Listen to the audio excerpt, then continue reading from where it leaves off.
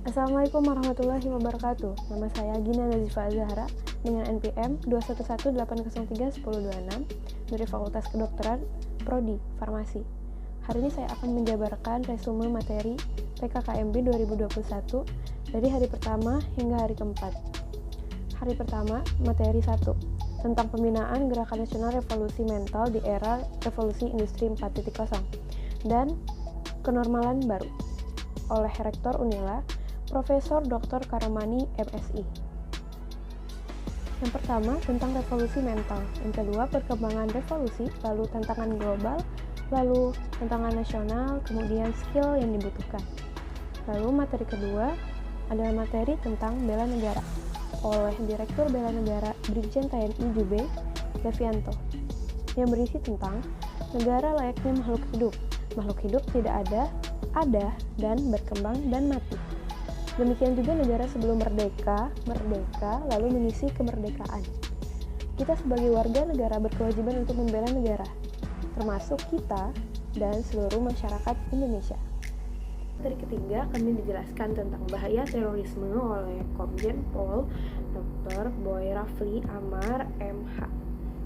Lalu materi keempat ini diberi judul dengan beretika dalam bermedia sosial yang diisi oleh musisi Yosi Mokalu yang berisi tentang yang pertama, kita harus memilah-milih pesan, lalu tetap berpikir kritis dan berpikir bahwa kita harus menyaring berita yang selalu disampaikan, lalu kita harus ingat sumbernya dari mana, lalu perhatikan gaya bahasa dan memperjelas nama dan gambar akun. Pada hari kedua, materi pertama berisi tentang pengelolaan perguruan tinggi di era kenormalan baru yang diisi oleh Wakil Rektor Bidang Umum dan Keuangan Unila, Profesor Dr. Asep Sukohar, SKET MKes, menjelaskan kinerja Unila kampus menyingkapi inovasi masyarakat, rapat online, bisnis online, silaturahmi online, lalu konser amal online. Fasilitas Unila ada ruang periksa dan konsultasi dokter, lalu ruang tindakan, lalu ruang pelayanan obat, lalu laboratorium, serta ruang perawatan dan tindakan tinggi, dan ruang kesehatan ibu dan anak. Materi ketiga berjudul Etika dan Norma Kehidupan Mahasiswa di Kampus oleh Wakil Rektor Bidang Kemahasiswaan dan Alumni, Profesor Dr. Yulianto MS, yang berisi tentang etika pengkajian moral-moral yang berlaku, moral untuk menilai suatu perbuatan yang dilakukan, lalu etiket artinya sopan santun, lalu norma adalah penuntun sikap.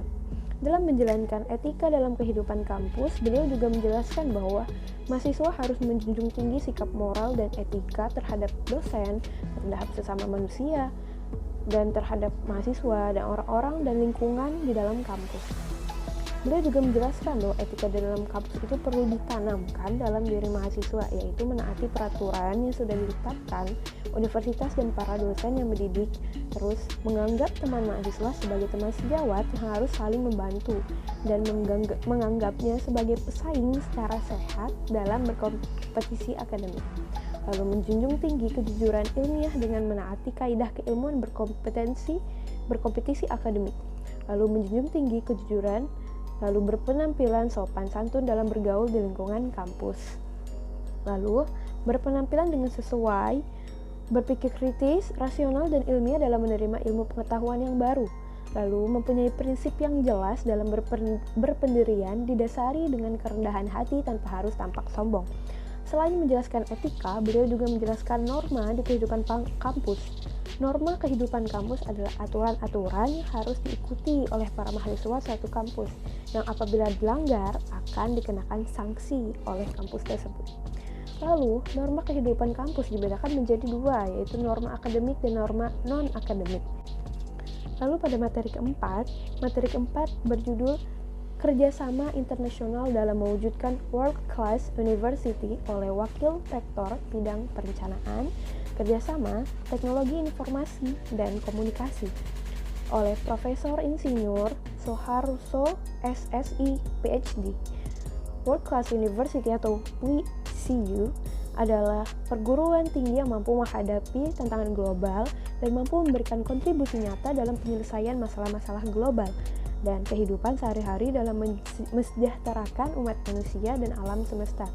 Dalam mewujudkan World Class University, UNILA memiliki strategi, yaitu yang pertama, menjalin kemitraan dengan PT kelas dunia, lalu mendorong dosen untuk studi lanjut ke perguruan tinggi top di dunia, lalu kolaborasi riset dengan peneliti top dunia, lalu kolaborasi dengan industri untuk magang mahasiswa, peningkatan mutu perkuliahan, lalu akreditasi internasional PS atau program studi, lalu mengacu standar internasional untuk standar dosen dan tenaga pendidik.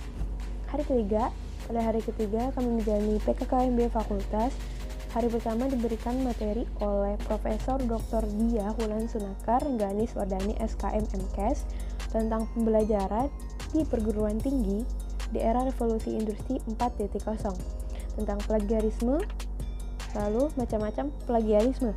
Plagiarisme adalah perbuatan secara sengaja atau tidak sengaja dalam memperoleh kredit sesuatu.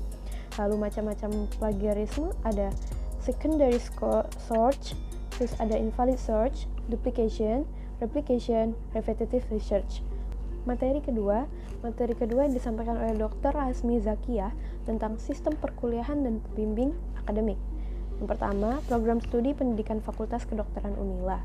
Terdiri dari program studi pendidikan dokter, lalu program studi farmasi, lalu program studi profesi, lalu program studi magister kesehatan masyarakat. Lalu, program studi pendidikan dokter, kurikulum Fakultas Kedokteran dibagi dalam 7 semester untuk program sarjana kedokteran dengan jumlah SKS 158. Lalu tersusun atas 22 blok, 7 CSL, serta mata kuliah umum yang diwajibkan oleh fakultas dan universitas. Materi ketiga disampaikan oleh Dr. Beta Kurniawan SKet tentang kemahasiswaan dan alumni. Program kreativitas mahasiswa FK yaitu maksimalisasi partisipasi mahasiswa, penyelenggara workshop PKM GT, lalu penyelenggara workshop PKM 5 bidang. Lalu ada Mawapres, memaksimalisasi kepesertaan mahasiswa, seleksi lokal FK UNILA, lalu pendampingan mahasiswa yang lolos Mawapres lokal maupun nasional.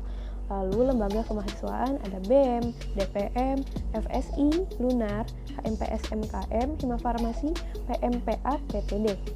Materi keempat disampaikan oleh Dr. Rizky Handriko, SPPA, tentang kode etik dan tata pergaulan di FK. Tata pergaulan mahasiswa UNILA, yang pertama etika norma. Lalu etika dapat ditemukan di etika dalam manajemen waktu, dalam menghubungi dosen secara langsung maupun secara SMS dan lain-lain. Lalu etika ketika berjalan, etika ketika berbusana, lalu etika ketika bertanya. Lalu pada hari kedua PPKMB Fakultas, materi yang pertama disampaikan oleh Dr. Jones Patriadi Suwandi MKes, Wakil Dekan Bidang Umum dan Keuangan. Yang disampaikan adalah fasilitas sarana dan prasarana Fakultas Kedokteran UNILA yang berisi ruang kuliah gedung D lantai 1, 2, dan 3. Lalu ada ruang kuliah gedung B lantai 1, gedung C lantai 3, gedung F lantai 2 dan 3. Lalu ada ruang kuliah gedung F lantai 1, 2, dan 3. Lalu ada ruang tutorial, ruang latihan, ruang laboratorium dan penelitian. Tentang ruang penelitian ini dan laboratorium ada ruang anatomi, mikrobiologi, biokimia, fisiologi, farmakologi, histologi, biomedik, patologi, farmasi, audiovisual, dan lain-lain. Lalu ada ruang penyimpanan alat, ada ruang CBT atau lab komputer. Materi kedua disampaikan oleh Dr. Khairun Nisa Berawi MKes, Kaprodi PSPD.